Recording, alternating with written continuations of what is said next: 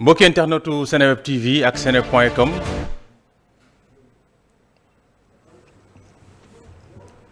mbokki internetu Seneweb TV ak seneweb.com ginnaaw bi ñu leen nuyoo ñu ngi leen di dalal jàmm ci interview exclusive yi nga xam te nii ñu ngi ci dalal nag ku nga xam te nii ab soldat la turam di Mouhamed Bachir Kanté nekk servant nekk tireur wala sax li nga xam te ne moom moo nekk quand même soldat de première classe alors nekk aussi ci li nga xam moom moo nekk batterie lance-roquette multiple mais également nekk nga xam te ne daal servir na ci li nga xam moom moo nekk ci armée bu Sénégal alors ginnaaw bi nga xam te ni nuyu naa la maa ngi lay dalal jàmm ci jotaay bi. waaw maa ngi lay fay grand. di nuyu sénégalais yëpp. ceux d'ici et ceux de la diaspora. di nuyu une personne exceptionnelle. sama grand Jules Ndiaye London. Jules Ndiaye London. waaw di ko nuyu. waaw bu baax a baax. d'accord alors Mouhamed Bachir ñu daal di tàmbali waxtaan wi.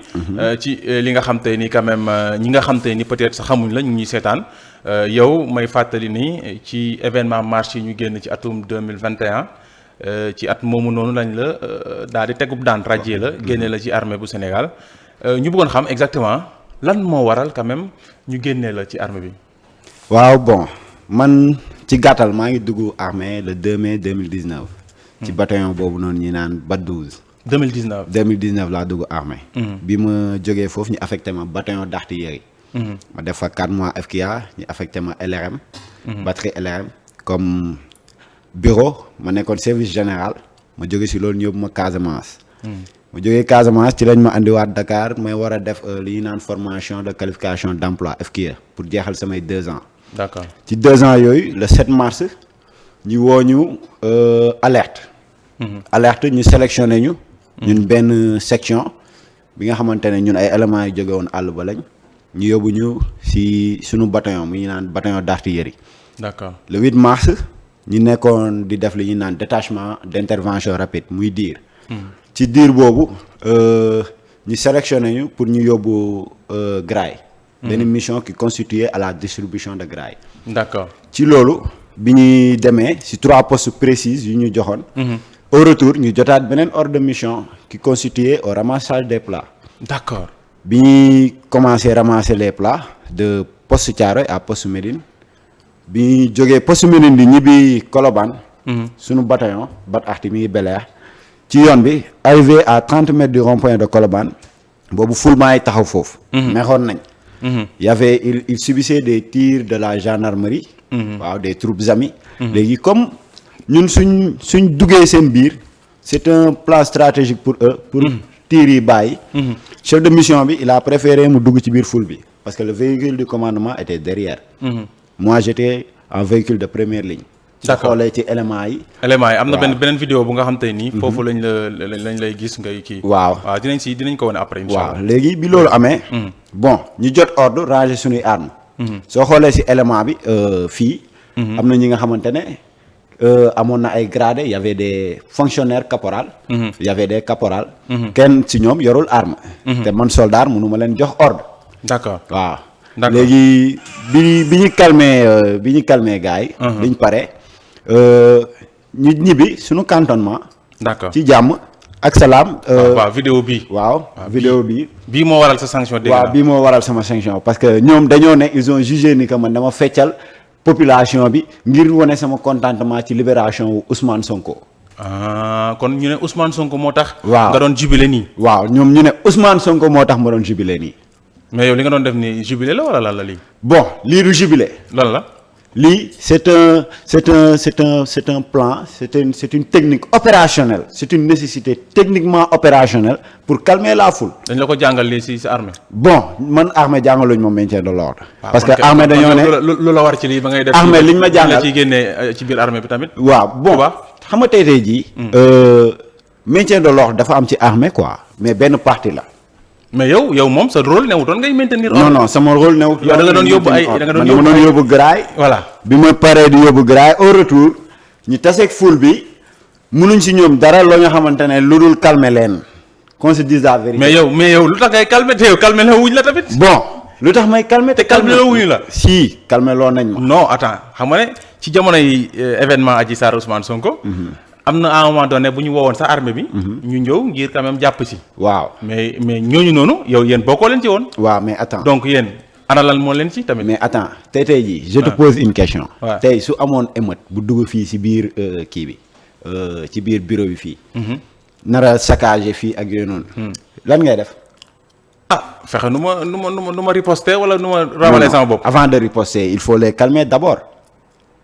c'est pour cela que nous avons subi une formation militaire ak civil bokkul. dañ laa former pour lan pour faire une analyse de situation et prise de décision.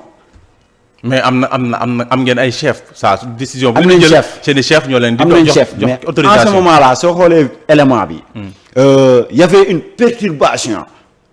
le chef il était dans la même position que j'étais dans son véhicule de commandement sur le capot même en train de calmer la foule. mais gisuñ ko de moom vidéo am kenn gisu ko. waaw xam nga bon tey jii man li ma gën a jaaxal. pourquoi ñu sélectionné vidéo bi kese. et pourtant il y avait beaucoup de vidéos qui ont. yaa ci gën a fës moo tax sa. bon non ak nii nga def nii sa lii. waaw mais loolu lan la loolu. bon loolu. waaw tey jii c'est un acte nee naa la c'est un acte. loolu de faat lañ koy gis. Sénégal naa la faat nii lañ koy defee. non déedéet. ah mais. jamais. loolu lan la kon. jamais ñi faat Sénégal. ah moom a jaaxal di waaye lii moom kuy rendi nit nii la. non. léegi geste bi nga def nii lan lay firnde. bon geste bi soo xoolee au début. maa ngi leen doon naan nii. sama épaule gauche. y avait mon drapeau. soo xoolee ñun suñu édition dañ koy def côté droite suñu drapeau ñu def ko côté gauche. ak yeneen léegi maa ngi leen di naan ni Sénégal ñun ñoo ko bokk. est-ce que yaa ngi comprendre. ok parce que foofu bon ful bi meroon na mer boo xamante ne ñun suñ fa defoon leneen ça allait amener une catastrophe au Sénégal. d'accord te tey jii soo xoolee. avec le professionnalisme que l'armée Sénégal a. sur tous les théâtres d'opération presque je dis en Afrique. soo fa gisul armée Sénégal gis fa gendarmerie sénégalaise. wala gis fa police. d'accord ñun wax nañoo rus tey ñi génnee image sunu armée sénégalaise avec le professionnalisme qu'il a ñuy tirer ci kaw seen population. image yooyu ñuy wone waxuma la Sénégal mais Afrique du Sud dans les autres pays ñu koy xool ñun Sénégal ça fait mal au cœur de voir une armée tirer sur une population quand même. bien sûr.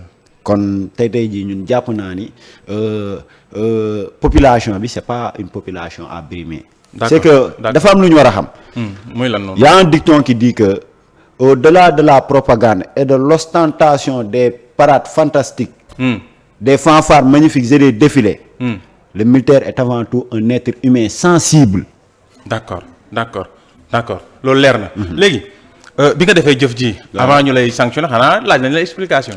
bon kenn laajuma explication. dañu tëb rek dal sa kaw. man daal damay toog bi ñu yeggee ñu defaat li ñu naan détachement d'intervention rapide ñuy xaar beneen ordre. pour d'éventuelles missions. ñu toog ba ay 22h. ñeneen ñi dem nañ sangu ku nekk ak sa nekk ranger sa arme noonu di xaar ñu woo ma benn officier moomu njëkk a woo. ne ma Kanté da nga doon fecc ci kaw ram bi pour population bi pour wane sa contentement ci manifestation mu ne ko négatif. mu ne ko man. il faut appeler le chef de mission et lui demander ce qui s'est passé. mu ne ma ok garaawul. bon mu coupé ma toog ba ay 22h30. permanencier wu camp bi woo ma. c'était un sergent chef.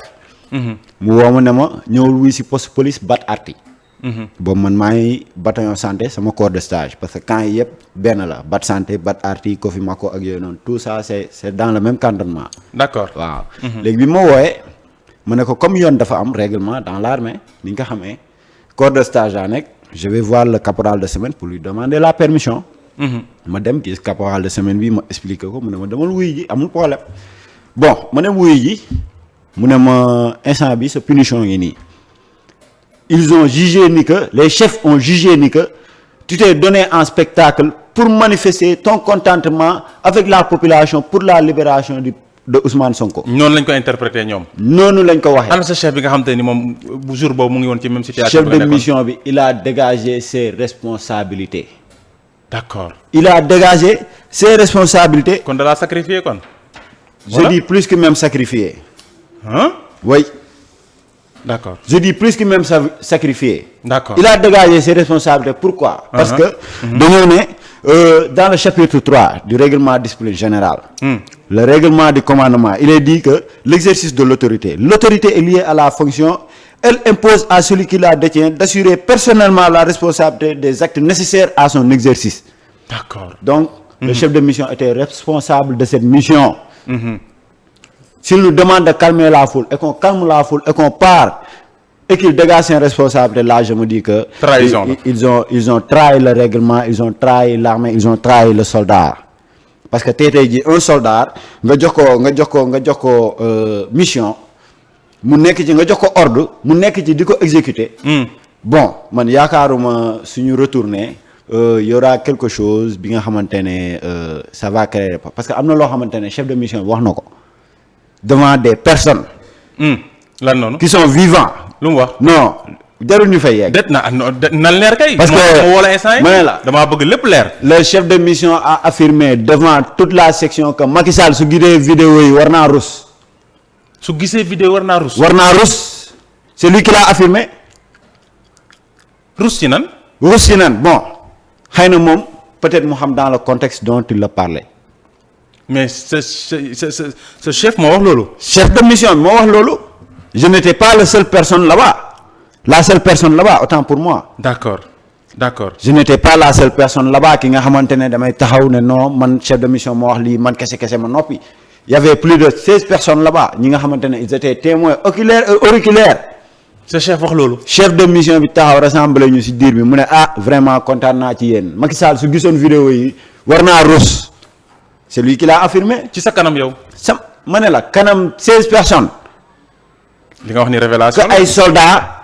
que ay gradés, des caporals, des caporaux-chefs. Lui, il était sergent-chef. D'accord. C'est lui qui l'a affirmé devant toute la section ne. mu wëlbatikuwaat te ay. mu wëlbatikuwaat la nuit. mu dégager ay responsabilités. bi ñu andilee suñu punition 25 jours. un chef de mission qui amène une troupe en mission. vous revenez. vous voyez que la troupe a des difficultés. Vous ne pouvez même pas prendre votre engagement pour aller voir votre élément. Un chef de mission. da ngeen amoon ay différents xanaa yaa moom. Bon man musuma am différent ak benn militaire bataillon d'artillerie man ci quota yi ci notation. Je suis le premier sur 25 personnes contingent 2019 2. D'accord. ci sama comportement ci sama savoir-faire ak ci sama expérience. ak ci sama ordre. parce que man soo xoolee j'ai travaillé avec beaucoup d'officiers du bataillon d'artillerie mais ñëpp à l'unanimité amul kenn ku la si ne booy bi dafa indiscipliné non négatif y en a pas. lii lan la nii. lii sama CP la artillerie. maanaam yow sa liggéey ci armée bi lan la woon. bon sama liggéey mooy ngeen a yor. char de combat wala lii lan la ni moom. lii ce sont des armes lourdes. lii LRM la. yaa LRM c'est un lance-roquette c'est une lance-roquette multiple. bi nga xamante ne elle prend 40 roquettes. 40 roquettes lay jël. salve d'explosif am 256 kilogrammes de salve d'explosif la. laa ilaaha illallaah. waaw kii. te yaa si jëloon premier. waaw maa si jëloon première. compagnie boobu laa bokk y a le 105 HM2. un officier de campagne à affût biflèche qui tire des projectiles de 15 kilogrammes à une portée maximale de 11,100 kilomètres à la charge 7. macha allah waaw macha allah man looloo nekkoon sama spécialité artillerie man. je suis sol. léegi. mais ci biir armée. bon liggéey naa fa lu bëri nekk naa fa bureau comme secrétaire. nekk naa service général di nekk bureau lundi ba vendredi di monter garde samedi dimanche. yow mi waaw ñëwaat bureau. amul repos. d'accord ma def fa 7 mois ñu nommé ma à l'emploi de première classe le 13 juillet. waaw ci lañ ma nommé à l'emploi de première classe. d'accord léegi par rapport ak sanction yi. ñu woo la. léegi teg dóor la mbir yi. waaw biñ ma wooyee après dañ ma andil benn CR mu ñu naan compte rendu de punition le 9 mars. ci lañ ma ko andil. compte rendu de waaw. gannaaw suba mooy anniversaire bi. waaw gannaaw suba mooy anniversaire mais suba laa ne bon suba la sax parce que suba la sama sanction yi commencé woon le 8 mars. démb suba lay def un an kon. lay def un an. 22h30 la sanction yi tàmbale woon. 22h30 sanction yi lan la woon bon sanction yi dañ maa bindal CR compte rendu de punition ñu ne damay tëdd 8 jours. 8 jours 8 jours de tôle. d'accord 8 jours de tôle. tôle bi fan la Rebeuss la wala. non non biir bataillon. da comme ngeen tôle am militaire. da ngeen am seen tôle cantonnement bu nekk am na tôle ça c'est la prison militaire. d'accord waaw bon bi ma duggee tôle ma def fa 25 jours de prison militaire 25 jours maa ngi génn le 1er avril. ndax foofu noonu sa dégg naa dañu salfaañ say droit ndax maanaam 8 jours nga waroon tëdd mais après dafa dem ba 25 jours. merci sans aucune notification qui me permettra de savoir que telle autorité a augmenté ma punition amul aucune commission d'enquête aucun conseil de discipline ils m'ont transféré sur aucun tribunal militaire yóbbuñu ma benn tribunal militaire amul conseil d'enquête amul conseil de discipline kenn woowu ma. non. indil nañ ma serre compte rendu de punition ne ma tu reconnais les faits ma ne négatif moi soldat si je ne reconnais pas les faits j'ai le droit de revendiquer à voir le chef de corps. Selon le règlement. waaw surtout ça. mais dañ koo bañ même le chef de corps n'est pas venu me voir pour me demander Kanté qu'est-ce qui se passe. dañ laa mere xanaa. bon dañ laa mere comme que noonu lañ ko jàppee ne da nga doon manifester wu ko. xëy na ñoom ñu jàpp loolu dañ maa mere. waaw mais man mereewu ma leen. man. mereewu ma leen parce que amul tax. li ma def ñoom ñoo ma ko jàngal. si. li ma def. ñoom ñoo ma ko jàngal. parce que mosuñ maa jàngal ni que la population sénégalaise c'est mon ennemi. waaw mosuñ ma koo jàngal.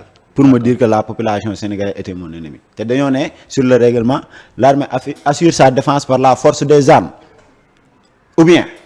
mais grand fii su ma fi assuré woon ma défense par la force des armes. où allait le Sénégal. waaw day yéeme de. Sénégal fan la war a dem. day yéeme. après man je me retrouverai la responsabilité d'avoir utilisé mon arme contre ma population. non loolu ëpp naa am musiba la. léegi nga calmer sa population on revient pour te sanctionner et pour confisquer ton certificat de bonne conduite pour des faits orchestrés. orchestré nga wax de. Orchestré kay. pourquoi orchestré. moo ma jaaxal. un soldat qui est apolitique man bañ na ko ba sama carte d'identité du voter personne non inscrit aux listes électorales. avant may dugg armée bi mu defee noonu laa ne man moom jarul sax may sonal sama bopp comme je suis dans l'armée waaw. mais am ngeen droit voter aussi. am nañ droit voter waaw si li règlement bi wax. waaw léegi bon tey jii grand. ils me disent que man j'ai montré ma sympathie avec la population pour la libération de Ousmane Sonko dama leen di laaj. ñoom kan moo mën a wax ni man gis na ma ak Ousmane Sonko. yow da nga am ay relation ak Ousmane Sonko. négatif man gisuma gis Ousmane Sonko. mais sopp nga ko wala. ndax sopp naa ko. waaw grand sopp naa ko. c'est un sénégalais. déet nag xam nga nag tamit nag yéen amoo leen def politique comme ni nga ko waxee léegi nii. sopp ak politique ça fait deux. ni ma la soppee yow. noonu laa soppee Ousmane Sonko parce que ma tax. d'accord yéen ñaan ñëpp ay doomu Sénégal ngeen. d'accord pour man maanaam ni muy politiquer ak maanaam li mu jàppee ne injustice lañ ko teg ak coowal Adji Sarr bi nga xam te ne ñu bëri. jàppoon nañu injustice la pour man. copp googu ngay wax. ñun ñëpp injustice lañ ñu teg. Ousmane Sonko dem injustice lañ ko tegoon. injustice lañ ko teg. yow mi léegi nga dugg ci Ousmane Sonko de. non dugguma ci. déet nan lañ teg Ousmane Sonko injustice. nan. grand soo xoolee ce qui se passe. soo xoolee réellement ce qui se passe. grand nous sommes le Sénégal est en train de retourner vers l'affaire DSK Dominique Strauss-Kahn l'ex-directeur de la FMI. li ngay wax nii dafay rejoindre ak li waa Pastef di wax ci message bi nga xam ne jàppoon dafa fuité ci jamono événement mars yi. l'ex-directeur de la FMI. qui a été accusé par Nafissatou Diallo. yaa ngi fàttali ko événement boobu. fàttali ko bu baax a baax. loolu la Ousmane Sonko dund. bon dama ne le Sénégal est en train de tourner vers cette affaire. d'accord li ñuy wax na leer. waxuma loolu la Ousmane Sonko dund parce que là-bas c'était un hôtel ici c'était un centre de massage. mais mbir yi yëpp viol la ñuy jiñee. merci ce sont des inculpations. mais gars tey jii. centre de massage bi am ay caméras de surveillance. qu'on se dise la vérité. ana caméra yi. ana cassette caméra yooyu noonu. non fa ñuy dugg fa ñuy defee massage yi nag amul caméra moom. non summee kooku defi yooyu noonu. mais grand amul caméra. grand s'il y a viol. accueil yeeg entrée yooyu peut-être dina am caméra. s'il y a viol. s'il y a viol. y a des séquelles. comme. grand. ku ñu forcer ak ku ñu naxtaan bokkul. kon da nga jàpp ne Adji Sarr man li muy wax nii man su ma doon dugg buntu bii. nga forcé ma su ma ñëwee toog ak ni ma toogee nii ça fait 2.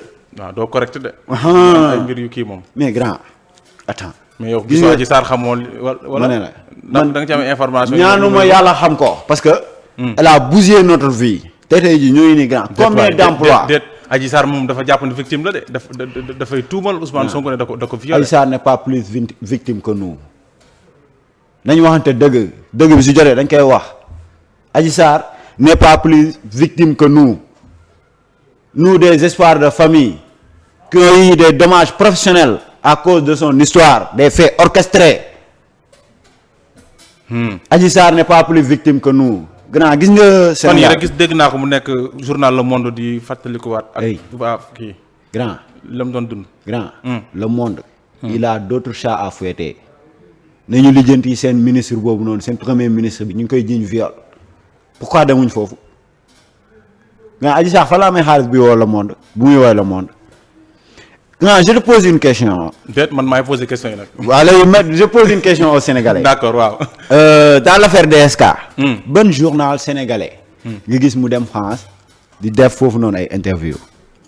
ah peut-être ñun ñoo ko deful rek waaye loolu terewuñ ko de liberté moom. soo ko bëggoon doo am possibilité bi. ah d'accord. c'est que ñun Sénégal le laisser aller là c'est trop. moom Adji Sarr mi ngi naan elle ne travaille pas liggéeyul amul xaalis instant bi génn dëkk bi la bëgg. ñun ñu suñu liggéey yàqu nag. grand man je ne travaille plus. à cause de quoi événement Adji Sarr. moo tax nga mere Adji Sarr. merew ma ko de. ah li ngay wax nii dama ko wax dëgg li nga wax nii moom soriwul na mere. merew ma ko de dama ko wax dëgg parce que ngir moom moo tax suñuy liggéey yàqu. combien d'emplois ont été mis aux arrêts sur cette affaire combien d'emplois ñaata liggéey ñoo ci yàqu. d'accord ñaata liggéey ñoo ci yàqu. war nga ci yow au minimum war ngaa am benn copain ba nga xamante ne wala benn frère wala benn ami de longue date bi nga xam ne gaañu na ci. dëgg la. il y a combien de morts. ndeysaan yàlla na leen yàlla yërëm te yéexee ñu. waaye nag bul ne Adji Sarr lépp Adji Sarr la parce que aussi tamit. yow dafa mel ni yow tribunal ngay instant atte nga mbir yi ba pare. Adji Sarr moo def lépp. je suis pas le tribunal. ah j'ai pas les compétences. pour yoon atteegul ba léegi yoon tranché gul. ci ba léegi j'ai pas les compétences pour voir.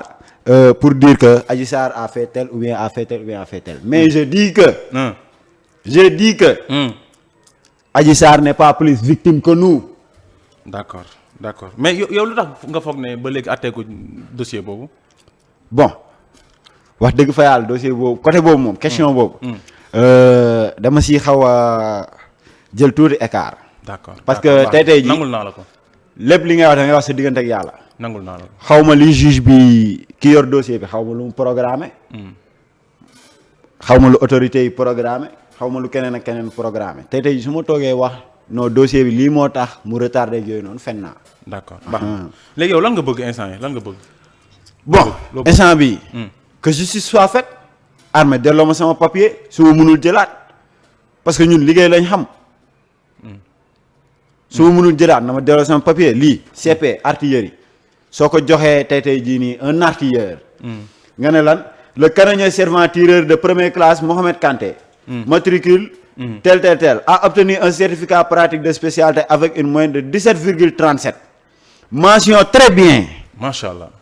pour compter du 16/12 mois 2019 ku am mention très bien armée. nga bàyyi ko nii mu dem. nga ne ko amul certificat de bonne conduite pour lan. yéeme na. pour lan nga ne nit ki amul certificat de bonne conduite ñu jox ma lii ça sert à quoi meuble de coin. ah lii mënu la jëriñ kii pour nga amaat beneen liggéey. bàyyi ma ñëw déposer Seneweb ngeen jël ma ak CP bi est-ce que Seneweb dañuy jël CP. ah man fii kat xanaa pour sa liggéey loo fa war a mën a liggéey. dama leen laaj j'ai un autre diplôme en civil ça c'est une diplôme de fin de formation en informatique. ah bon informaticien nga aussi. oui. d'accord ñun dugguñu armée nii rek ñëw recrutement nii dañoo yóbbu suñuy diplôme professionnel quand même. d'accord dañ koo jàng j'ai fait une formation de 2 ans au niveau de l'ACAPES. ku fa dem laajte sama comportement. léegi da ngaa bëgg justice soit faite. oui ñu delloowaat la say këyit. oui même bu fekkee jëluñu la. même bu fekkee jëluñu ma sax. même bu fekkee jëlaatuñ ma parce que xam naa ni loolu. je ne crois pas que que dina yombati de. dina yombati. parce que ak li nga wax ni yëpp comme gars yi tam ñu gën a. non mais. damay bañ ñu gën a mer de. li ma wax du leen lu dul dëgg. nous sommes pas plus victimes Adji Sarr n'est pas plus victime que nous mais grand. 14 morts yooyu noonu. seeni parents. Adji Sarr da leen gën a doon ay victimes. déedéet. qu'on se dise la vérité grand ñi ñàkk seen liggéey. Adji Sarr da leen gën a doon ay victimes. bakkan moom dara gënu ko. ki nga xamante ne dañ koy escorter. daf maa gën a doon victime. man tardement bi ma am c'était pourquoi pour passe bi ma ñëw. Adji Sarr daf maa gën a doon victime. d'accord. Si j'étais dans les rangs là. je n'allais pas venir ici. Si j'étais dans les rangs. je n'allais pas mettre mes pieds à Seneweb. dëgg la. pour des faits orchestrés même je dis. je pèse bien mes mots des faits orchestrés. orchestré bi nag man moom ma si jaaxal ndax orchestré boobu. mais à chaque fois nga ne orchestré. grand maanaam yow lan. orchestré vidéo bi lan nga ci sanctionné militaire. da ngaa euphorie bi da laa yóbbaale tamit nga. ma ne la nga bàkku yuuxu wane sa. qu'on se dise la vérité mbégte lii moom. qu'on se dise la vérité ndax gars yëpp a ngi programme. gis nga xool soo am xoolee na ku ne ci wet gi noonu naan nii de. soo xoolee kooku tamit ci la bokkee ci la bokk. kookal la kee ne ci sa wet gi naan nii moom ci la bokk tamit. ma ne la wala yow kese la ñu sanctionné. ma ne la vidéo yi da nga gis am na benn soldat bi ñu sanctionné tamit. moom mooy sama ginnaaw. ki ne sa ginnaaw moom gis naa ko moom tamit mu naan nii. ma ne la. non du ki naan nii de. moom tàllalul sax loxo. c'est pour cela que je vous dis que ce sont des faits orchestrés. man j'ai des preuves. waaw man kat preuve yi moom. dama déggoo ma de. preuve yi moom dinaa la envoyer benn vocal. tey jii pour protéger son anonymat. d'accord du ma wax. tur bi. galon du ma wax turam. d'accord mais c'est un chef suprême de l'armée. moom lu mu wax. xam nga lu ma wax. mu ne ma carrément. lii c'était des sanctions yi nga xamante ne. dañ ko waroon a def. mais dama am malchance ma dal ci. kon yow l'agneau du sacrifice nga. l'agneau du sacrifice mu ne ma lii c'était un bouc émissaire pour faire comprendre à toute l'armée que suñ defee lii dina leen dal. mais grand pour faire comprendre à toute l'armée que su defee lii wala mais pourquoi pas ne pas faire des notes de service. waaw moo ma jaaxal loolu. pourquoi sacrifier une personne innocente. ki yor njaboot. c'est pour cela que je dis des faits orchestrés. d'accord léegi yow sa liggéey lan la maanaam jamono ji da ngay xëy di toog. wala yaa ngi wut a liggéey wala dara. maa ngi déposer mais faut déposer tey jii nga ne ancien militaire nga il faut ñu laaj la li ñu naan certificat de bonne conduite. waaw au 21e siècle. on dit que vous dites que vous êtes militaire vous vous présentez devant une entreprise pour dire que yow da nga ñëw wut si liggéey ñu laaj la sa certificat de bonne conduite lan nga leen di wax. waaw loolu de jéeme na de. ñoom lan la ñuy xalaat ñoom au retour pour dire que militaire bu amul certificat de bonne conduite. réglé woo normalo. te fekk yàlla xam na ni que tu as su servir avec dignité honneur abnégation et loyauté. bu démb doon tey di nga defaat li nga defoon. bu démb doon tey ndax dinaa calmer waat population bi. waaw sans regret. maanaam ci anam bi nga ko defee nii wa ñaaru boo. ma ne la dinaa ko doon xaw a améliorer tuuti rek ci lan. waaw ci gën leen a nuyu. wàcc nuyu ñëpp. grand lii du population malienne du population guinéenne du population burkinabèse. mais ñi manifesté wuñu woon ma ne la grand manifesté wuñu woon ñii dañoon bëggee dañoo wane seen mbégte ci libération Ousmane Sonko. seen mbégte bi nag. bu fekkoon dañuy manifesté du seen mbégte ci libération Ousmane Sonko de.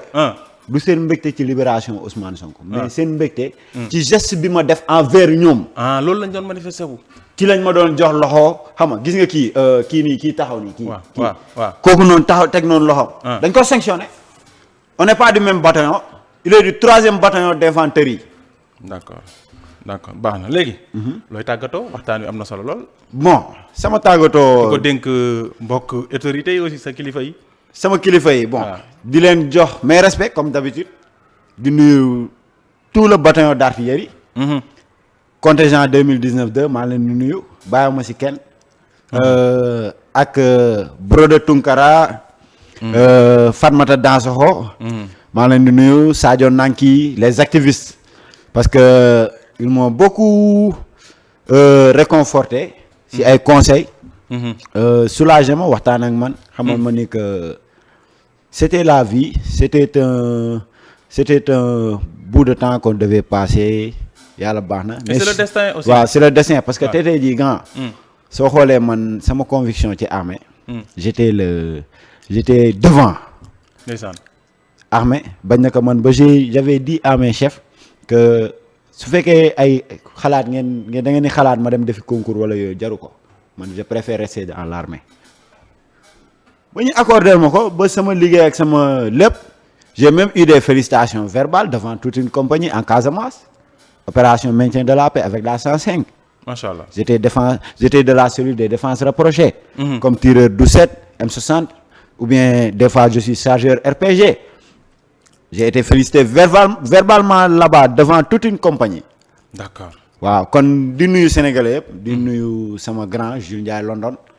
kooku c'est une personne exceptionnelle envers moi. parce que je me dis que quand l'armée m'a tourné le dos. c'est lui qui m'a tendu la main. oui je précise bien l'armée m'a tourné le dos. bogo ma dugal ci saaku sànni ci biti. c'est ce qu'ils ont fait grand et ça fait mal au cœur. mbaa doo fayeeku rek. fayeeku. jéem a fayeeku ak yooyu. kan laay fayantu. armée xanaa. non déedéet. armée moo ma formé. damay bañ mu jur frustration daal maanaam. non pas de après frustration nga dugg ci yenn mbir yooyu noonu daal. déedéet. négatif. d'accord su ma fayoo armée. wala ma jéem a fayu armée. samay frère d'armes laay fayeeku. kon baax na. maak armée. amuñu benn problème. l'essentiel ni que mooy ils m'ont renvoyé injustement. ak confisquer sama certificat de bonne conduite. loolooy suñu problème mais à part loolu. ça va bien ku ma taseel ci mbedd bi je te donne ta noce. militairement amul salaamaaleykum comme un civil non. d'accord. d'accord merci beaucoup chers internautes ñuy leen di jaajëfal lu baax a baax suñu gan tey moo nekkoon Mouhamadou Bachir Kanté nekk militaire de première classe moom lañ doon waxtaanal ci li nga xam te ne moom moo ko dal ak li nga xam ne moo nekk événement mars yi xam ngeen ni def na atub yàlla ba léegi Sénégal mënu koo fàtte donc di leen di jox rendez-vous rek ci yeneen ci jotaay ci seen site leader bi nga xam te ne moom moo nekk Seneweb di jaajëfal lu baax a baax ñi jàppoon ci technique bi jaa ngeen jëf.